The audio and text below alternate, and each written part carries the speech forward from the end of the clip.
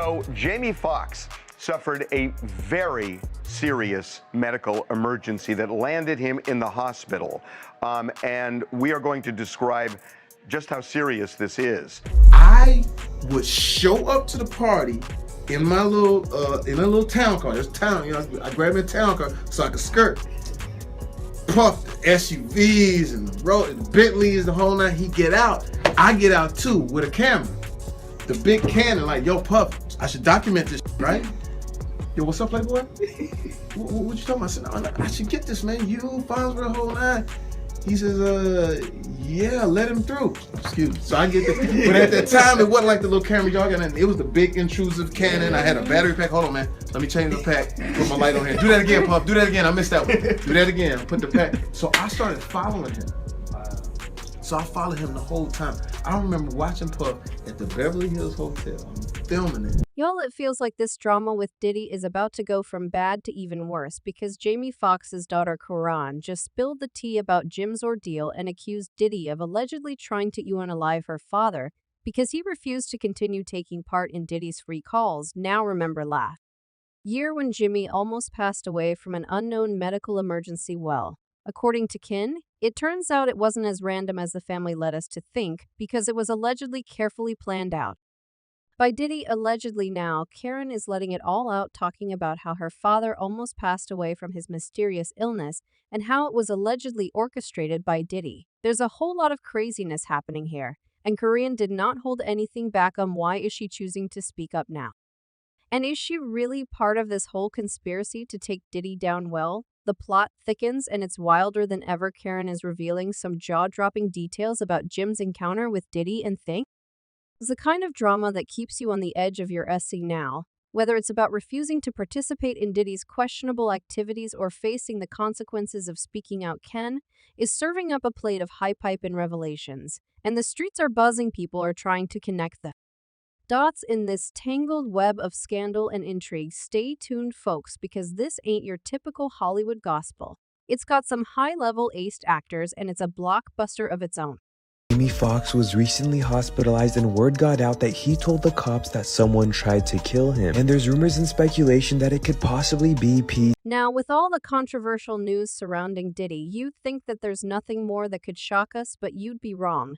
Diddy has been in a mess since Cassie's lawsuit last year, and after Cassie's lawsuit, you would think that that was the end of it, but trust me, it's not. It looks like Cassie's lawsuit gave a lot of people the courage to come forward. And listen, they have been coming out all the woodworks. Latest to do so is Jamie Foxx, Diddy's former friend and now frenemy, who is now claiming that Diddy allegedly tried to say him when he refused. He allegedly tried to unalive him. Well, at least that's what his daughter Corinne is saying. Oh, allegedly, in case y'all missed the tea, Jamie Foxx was hospitalized in ARA last year while filming the movie Back in Action with Cameron Diaz in Atlanta. Karen, Jamie Foxx's daughter, broke the news on behalf of the family and said, "From the Foxx family, we wanted to share that my father, Jamie Foxx, experienced a medical complication yesterday. Luckily, due to quick action and great care, he is already on his way to recovery. We know how beloved he is and appreciate your prayers." The family asked for privacy during this time now. Even though Karen didn't say anything about the shady business that went on, people automatically started pointing fingers at Diddy and accusing him of allegedly trying to take Jamie out. See, a couple of weeks ago, before this mysterious accident, Jamie had spilled the tea about how Diddy threw some parties that were wild and that he used to record those parties.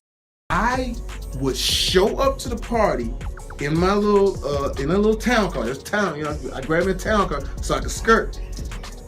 Puff the SUVs and the road and the Bentleys, the whole night. He get out. I get out too with a camera. The big Canon, like, yo, Puff, I should document this, right? Yo, what's up, Playboy? What you talking about? I said, no, I should get this, man. You, Fonz with the whole nine. He says, yeah, let him through. Excuse me. So I get the, but at that time, it wasn't like the little camera y'all got in. It was the big intrusive Canon. I had a battery pack. Hold on, man. Let me change the pack. Put my light on here. Do that again, Puff. Do that again. I missed that one. Do that again. Put the pack. So I started following him. So I followed him the whole time. I remember watching Puff at the Beverly Hills Hotel, filming it. This was the wrongest decision that he could have said. Everybody knows that Diddy goes over in bond to protect his secrets. Now, Jamie also allegedly spoke about Diddy's rumor gay parties that he threw for younger men, which explains why Diddy was so obsessed with trying to cover his tracks. Well, Jamie probably didn't get that memo about these parties being a big secret because he spilled all the tea. Jamie spilled tea on Diddy's extravagant pool parties, excessive spending spree, his dash of drug and eyebrow-raising antics that left fans shook. Now, according to him, Diddy's parties aren't your regular parties. They were a whole different level of breed of wild, and Jamie didn't shy away from dissing out the juicy details. It's the kind of insider info that makes you wonder what really goes on in a world of the rich and famous when the doors are closed and the party is in full swing. Now, if you've been keeping your ears to the streets these last, 25 years or so, then you probably know a lot about the legend that is Diddy's parties. Whispers about outrageous escapade have been circulating since forever. And listen, them rumors are spicy because there are some wild reports of orgies happening at these parties, and not just your one of the male orgies, if that's a thing we're talking about. Ones that involve male rappers and allegedly even some underage boys in certain instances. It's pretty mind-boggling when you take a moment to contemplate, but hey, it's Diddy we're talking about here, and the whispers of his involvement in such affairs have been floating around for decades. Allegedly now, Diddy's parties are in a league of their own when it comes to sheer insanity. But it's not just the outrageous gatherings that have tongues wagging about Diddy recently. He's been in the headlines for not so stellar reasons, courtesy of the messy situation with his ex-girlfriend Cass's lawsuit.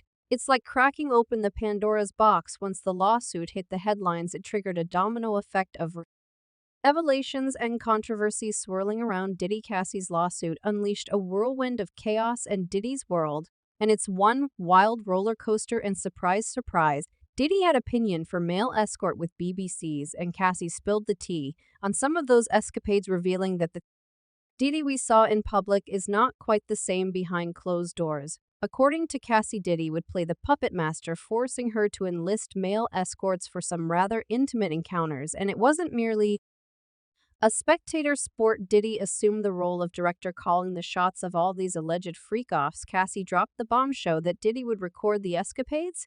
And listen, doesn't this ring a bell with what Jamie Foxx once spilled about those notorious Diddy parties he used to frequent? The great finds suggest that Diddy allegedly exploited young artists at the shindigs, coercing them into partaking in activities of a very certain nature, and Jamie Foxx was apparently a regular at these parties until he mysteriously fell ill and found himself on the brink of death. But speaking of young artists being allegedly coerced, Diddy has been caught in the crossfire of allegations from a group of aspiring young men who once saw them as their golden ticket to the entertainment industry. Among the accusers are some recognizable faces such as ERYK Osiris actor Orlando Brown and Empire star Basher Gray.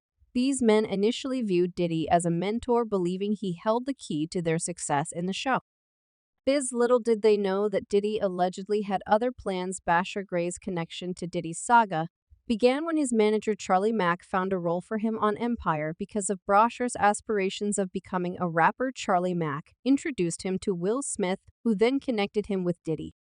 Now, given the circulating rumors about Will's alleged involvement with Diddy's scandalous escapades, the math was kind of making the streets were talking, suggesting that Diddy might have killed Brasher's career after he decided to stop these wild activities, and this is why Brasher's career died off after Empire. But buckle up, Butterup, because there might be even more stars involved in Diddy's actions. One noteworthy name is on his list, and that's none other than Diddy's protege Usher. In an enlightening interview with Howard Stern, Usher revealed how, at the tender age of 14, he was sent to live with Diddy, courtesy of Law Reed. Of course, for Trash Course in the music biz while living with Diddy was a revealing experience for Usher. While soaking in the industry knowledge, there was also something known as a Diddy flavor camp that Usher was obligated to attend, and trust me, it was nothing like a summer camp. Usher was miles away from home, and suddenly he found himself at Diddy's flavor camp. Usher rarely speaks about his time at Puffy's flavor camp,